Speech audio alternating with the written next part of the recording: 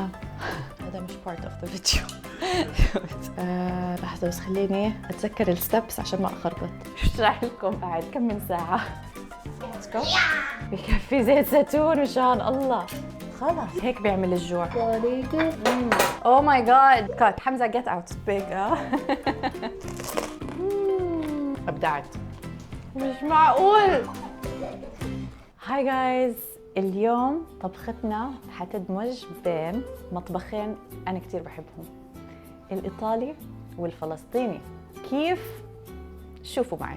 أشهر خبز إيطالي هو الفوكاتشيا، والخبز الإيطالي واللي هو الفوكاتشيا مكوناته كتير سهلة وبسيطة. طحين، شوية مي مع خميرة وزيت زيتون. هاي هي. فهذا الخبز رح ناخده، شو رح نعمل فيه؟ رح نعمل فيه مسخن فلسطيني على أصوله بس من غير الخبز الطابون، حنستعمل خبز الفوكاتشيا. فشوفوا معي مكوناتها مثل ما قلنا كتير سهلة. أول شيء حنبلش بعجينة الفوكاتشيا. عجينة الفوكاتشيا صح مكوناتها سهلة بس هي بدها شوية وقت، فخلينا نبلش فيها وتشوفوا معي. أول شيء حنحط تقريباً 500 جرام طحين. عندنا هون الميزان عشان نكون يعني أبداً على الملي. ناخد ونحط 500 جرام من الطحين. ممكن تعملوا نص الكمية، ممكن تعملوا دبل الكمية حسب قديش انتوا بدكم العجينة تكون. أول شيء سميكة رقيقة، بدكم تعملوا كمية كبيرة. خليني أنا أنتبه على الميزان عشان ما نتخربط. أوكي قربنا هيك. بنحط تقريبا صرنا بالضبط أبدا جبتها 500 جرام. بعدين بدنا نحط معلقتين ملح ومنحركه هيك بس على السريع. هلا اللي بدنا نعمله بدنا نجيب كوبين مي نحط فيه الخميرة الفورية عشان نتأكد إنها فعالة. إذا هلا هي الخميرة الفورية انستنت ييست، عادة ما في داعي تشوفوا يعني هي انستنت، فما في داعي تعملوا هاي النقطة، ممكن تحطوها على العجينة على طول. بس أنا بحب أعمل هاي الستep لأنه أحياناً بتكون مثلاً خربانة، أحياناً مثلاً بتكون it expired، فمنيح إنكم تعملوا هذا التست عشان تشوفوا إنها هي فعالة. فرح أحط، هو المي لازم تكون شوي دافية. أنا لأنه هاي المي مغلية فرح أعمل ميكس، بس بدكم كوبين مي.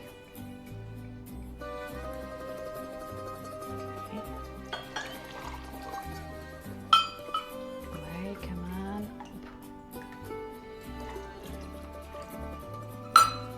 هلا عندنا هون الخميرة، بدنا معلقتين صغار خميرة فورية، اللي هو تقريبا هدول الظروف اللي بتيجي اللي بتلاقوها بالجمعيات. ظرف بيكون تقريبا 11 جرامز إذا مش غلطانة، بس هي معلقتين صغار. فوقهم بدنا نحط معلقة صغيرة سكر. السكر هو اللي بيساعد الانستنت ييست يتفعل. اوكي، بدنا تخلطوا كل إشي وبتخلوه من 5 دقائق ل10 دقائق بس تتأكدوا إنه بيشتغل. كيف تعرفوا إنه بيشتغل؟ بصير يطلع رغوة. هلا نتركه نتأكد إنه كل شيء منيح وبيشتغل وتمام، وبعدين نكمل الخطوات الباقية. هلا شوفوا كيف يعني بلشت تطلع رغوة، هاي معناتها يعني فعالة عم تشتغل. فإحنا خلص هيك بنكون أمنا على الموضوع، نقدر نكمل. بنحط الطحين والملح اللي خلطناه هون هيك، وعلى طول نسكب فوقه خلطة الخميرة مع المي، وبسباتشولا تكون خشب بنصير نحرك هيك. طبعاً هي حتكون مرقة، حتكون طرية، وحتكون كتير ملزقة، وهذا هو القوام اللي إحنا بدنا إياه. نصير نطلع. أنا ليش حبيت فكرة إني أستعمل فوكاتشيا للمسخن؟ لأنه شو هي فكرة المسخن؟ فكرة المسخن إنه الخبز المسقسق، صح؟ خبز مسقسق بيكون بشرشر زيت زيتون وسماق وبصل وهالحركات الحلوة هاي. المكون الرئيسي تبع الفوكاتشيا هو زيت الزيتون كمان، لأنه أنتم بتعرفوا الإيطالية مثل الفلسطينية عندهم أهم مكون وأهم موسم زيت الزيتون، فهذا عندنا إشي in common. والفوكاتشيا الخبز اللي فيه بتعرفوا زي الفقاعات بيكون، او زي الديمبلز هم بسموها، الحفر اللي هي بتسقسق فيها وبتتشرب كل الزيت زيتون والسوائل والتوابل والاشياء الطيبه. فانا حسيت انه كمان كثير شبيه لخبز الطابون اللي هو بيكون سميك وبيكون فيه البابلز هاي، ونفس الشيء بتشرب زيت الزيتون. فقلت خلينا نجرب ونعمل ميكس للاثنين ونشوف شو بيطلع معنا. صراحه طلعت كثير كثير كثير طيبه. هلا طبعا عادي انه هيك ملزق، هيك الطبيعي يعني. بدنا نجيب زيت الزيتون، بدنا نحط هيك دريزل. اوكي، نرجع بس نحاول انه نكوره بطريقه ما، وبدنا نغطيه ونتركه. اذا عندكم وقت غطوه حطوه بالثلاجه لثاني يوم.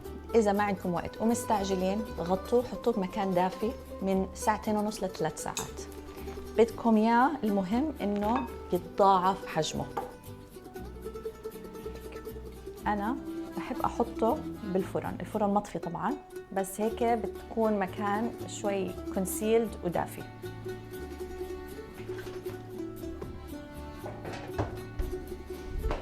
والله يستر، المهم يتضاعف حجمها. ما تضاعفت حجمها راحت الطبخه. اشرح لكم بعد كم من ساعه. هلا مرق تقريبا 3 ساعات من 3 ساعات ونص. خلونا نشوف كيف صار حجمها للعجينه. يا سلام، شوف هيك يعني ايش يعني، ممتازه ممتازه. هلا قبل ما نفردها بالصينيه ايش بدنا نعمل؟ لازم ننفسها شوي صغيره عشان بس يطلع منها الهواء. فنستعمل معلقه بس هيك لجوا، شوف، وهي المفروض تلزق. نضلنا هيك نعمل تقريبا، يعني هلا انا اذا بدي اكون كثير اكيوريت يعني تقريبا 40 مره. بس اذا بدكم تعدوا بس هيك قدروا شوفوا. انا اوريدي عم بشوف هيك بابلز عم بيطلعوا. يا اخي فيش بعد الخبز عن جد لما الواحد يعمل العجينه بالبيت. انا عم بلطش حكي بس انتم مش عارفين. هلا بدنا نحط زيت زيتون على اعقل. يعني انتم بتفكروا انه كتير، بس لازم تحطوا هالقد زيت زيتون. اول شيء هاي الفوكاتشا كلها يعني اساسها الزيت زيتون. ثاني شيء عشان ما تلزق بننزلها هيك. انا بحب الفوكاتشا تكون رقيقه، تكون اكسترا كريسبي، انا هيك بحبها. بس اذا انتم بتحبوها تكون سميكه استعملوا صينيه تكون اصغر شوي. هلا بدكم تفردوها هيك، وما تخافوا اذا ما عم تفرد لانه هي مطاطيه فبتضلها ترجع وتقاوم. بس لانه شو رح نعمل احنا؟ حنفردها هيك، حنغطيها، نرجع نغطيها ونتركها كمان ساعتين. من هيك عمل ببين انه الزيت كتير، بس كله حتشربه هي، ما تخافوا. خلوها هيك، شوفوا كيف. نتركها كمان ساعتين، بس تقعد كمان ساعتين ترتاح كمان ساعتين، هي لحالها حترجع تنفش. بس تنفش حتعبي كل الفراغات. احنا بنتركها هيك. شوفوا محلاها، شوفوا اخي وين راحت هي. نرجع هيك نغطيها ونتركها كمان ساعتين. هلا بس خلوني اغسل ايدي. وهلا حنبلش بالمسخن. هلا يعني هيك الجزء الايطالي صار يعني نص نص خالص، بس هلا الجزء الفلسطيني بدنا نشتغل على المسخن. المسخن شو مكوناته؟ فيش اسهل من هيك، فيش ابسط. البصل، زيت زيتون اهم شيء، السماق والدجاج. هلا ما بدي اسمع اي تعليقات عن كميه الزيت زيتون اللي راح احطه، لانه لازم هيك ينعمل. المسخن على اصوله هيك بنعمل. اول شيء خلينا نحط زيت زيتون، خليه يشرشر. ولا كيف اسمه مسخن؟ انتوا بتعرفوا اصلا ليش اسمه مسخن؟ خليني احكي لكم هالقصه. مسخن اول شيء هو معروف كثير بجنين وطول كرم. انا امي من طول كرم وزوجي من طول كرم، انا بحب طول كرم كثير، يعني انا نص طول كرم يعني، بس هو اصوله من جنين وطول كرم. ما بعرف اذا صح ولا غلط، بس انا هذا اللي بعرفه. بسموه مسخن لانه بالزمانات كانوا شو يعملوا؟ يستعملوا الخبز الدايب البايت. فالخبز البايت بسخنوه وبعدين بغطوه زي ما هو بالزيت زيتون وبيطلعوه. ليش؟ عشان يصير طري. فبسخنوه وبعدين بحطوه بزيت الزيتون، فصار اسمه مسخن لانه الخبز مسخن. فهاي هي قصة المسخن. هلا بدنا نسخن الزيت زيتون، وبعدين بدنا نحط كمية بصل خرافية. هلا أنا بحب إني أفرجيكم إني قطعت هذا البصل كله، بس صراحة جبته مقطع جاهز لأني ما عندي وقت. فخلينا نختصر عشان كتير فيه ستيبس وبدنا نعمل كل إشي يعني. طبعاً عندنا هون الدجاج أنا راح أشويه بالفرن، فراح أتبله ملح وفلفل وسماق وأشويه بالفرن تقريباً بده نص ساعة عشان يصير شوي مقرمش. بس يطلع من الفرن راح أفتفته عشان أحطه على الفوكاشيا. ممكن إذا أنتوا بتفضلوا، وهذا كمان بيطلع منظره أحلى، ممكن تحطوا الدجاج زي ما هو فوق الفوكاشيا، بس هو أسهل يتاكل لما تفتفتوه. بس عم بستنى الزيت يسخن. المسخن باي ذا واي يعني هذا يعتبر تراث فلسطيني يعني، فأشهر أكلة بفلسطين هي المسخن. اسألوا أي حدا صغيره أو كبيره اللي بسخن، وهو معروف بزيت الزيتون. مشان هيك المسخن بنعمل عادة على موسم زيت الزيتون أو موسم الزيتون اللي هو بتكون شتوية يعني. فإحنا طبعاً نستنى طول السنة ليصير موسم الزيت زيتون عشان شو؟ عشان يا ماما يا تاتا يا حماتي تعزمنا على مسخن. أنا ستي من القدس، فإحنا بالقدس بنحكي تاتا ما بنحكي تيتا، فأنا بعرف حيجيني تعليقات على هذا الإشي كمان. هلا بننزل، يا سلام، شوف بننزل البصل وبنحركه. طبعا انتبهوا ما يطرطش، ضلكم حركوه. بدنا البصل يدبل، بده يدبل لدرجة انه تقدروا تفغصوه، هيك بصير زي المعجون تقريبا. ضلكم حركوه عشان البصل ما ينحرق وما يلزق. ما تزعلوا مني بس رح ازيد زيت زيتون. كل خواتي انا هلا داخلين موضه الدايت وهيلثي وايتينج كذا، فهم لما يشوفوا هاي المناظر بغط على قلبهم. بس بدكم تاكلوا مسخن بدكم تاكلوها على اصولها يعني. هلا صح انه انا عم بعملها على طريقه ايطاليه يعني، بس انه مش بناتنا. ريحه الزيت زيتون. باي ذا واي هذا الزيت زيتون اللي انا هلا عم بستعمله هذا اجى من طول كرم، كل سنه بيوصل لنا حصتنا. هلا بما انه البصل قاعدين من نقليه بالزيت، خلينا نجهز الدجاج على السريع عشان نحطه بالفرن. بده تقريبا نص ساعه مثل ما قلت من قبل، بس عشان يتحمر ويقرمش. عندنا هون تقريبا 500 جرام دجاج، راح احطهم على صينيه. ممكن تجيبوا شو ما بدكم صدر، بدكم رجل، بدكم فخده، بدكم اللي بدكم اياه. انا بحب الفخده لانه اول شيء بتكون طريه، ثاني شيء شكلها بيطلع حلو على الوجه.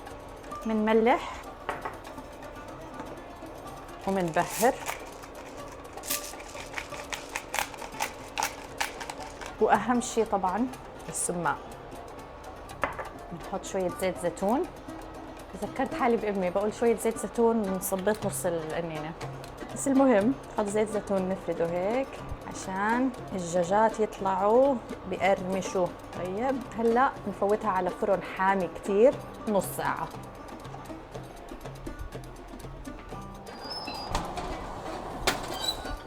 حسب الفرن تبعكم ممكن ياخذ اقل، فانتوا ضلكم شيكوا عليه. المهم يكون متحمر من برا ومن جوا مستوي.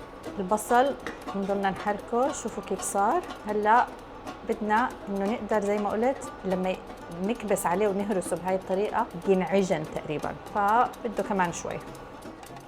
هلا مرق عليها للفوكاتشيا كمان تقريبا 2.5 ساعة. احنا عتمت عنا الدنيا والاولاد صار بدهم عشاء، فقلنا خلص خلينا نختصر. فتتذكروا كيف قلت لكم حيتضاعف حجمها وحترجع تفرد وتملي كل الاطراف اللي كانت مش معبيه. شوفوا ما احلاها، فردت نفشت ممتازه. بتقدروا حتى تشوفوا. هلا بدنا نحط شويه زيت زيتون ونغوص فيها. احنا الزيت الزيتون اللي رح نستعمله هو الزيت زيتون اللي قلينا فيه البصل للمسخن، صح؟ هلا قبل ما استعمله رح ازيد عليه سماق. زيدوا سماق كثير، اطيب شيء بالعالم السماق. اخلطوه هيك. هلا شوفوا احلى اللون، ولو طلع بصل معاه عادي، ما احنا حنضيفه كمان. يلا ونقول بسم الله.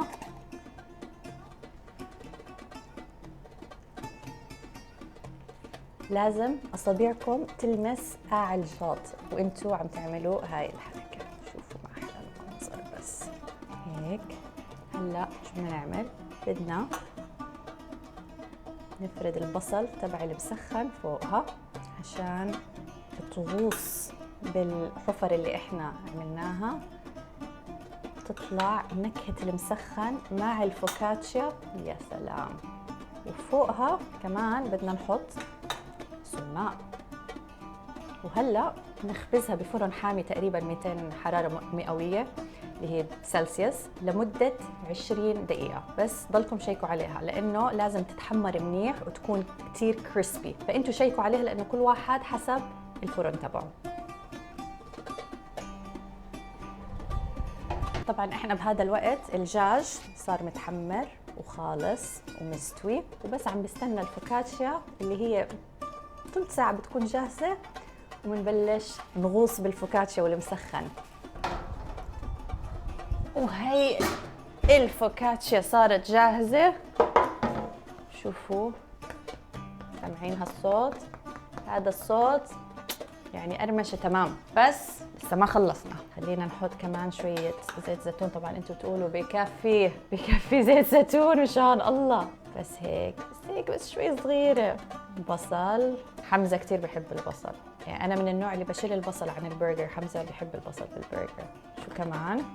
بس بدنا نحط رشة ملح. وهلا الدجاجات، لحظة نحط الدجاجات يا عمي. وهلا بنحط الدجاجات ونرتبهم بأي طريقة انتم بدكم اياها. مثل ما قلت قبل ممكن تفصفصوهم وبس تحطوا دجاج هيك على الوجه هيك. بعدين بنخلص برشة سماق ومكسرات محمصة، وآخر شي شوية بقدونس.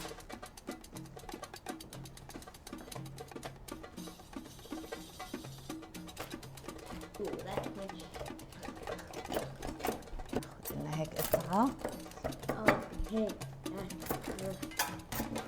قصوها مزبوط عشان تطلع معكم بسرعة. رائعة. هيك صار عندكم مسخن فوكاتشيا بتشهي، بس لازم ندوقها. أنا رح أدوق الخبزة أول عشان طعمتها مسخن العادة.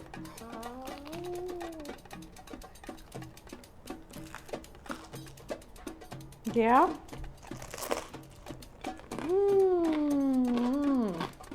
مع شوية دجاج. صراحة أبدعت. هاد الاختراع مش معقول شو طلعت رائعة. فيوجن إيطالي فلسطيني غير شكل. لازم تجربوها.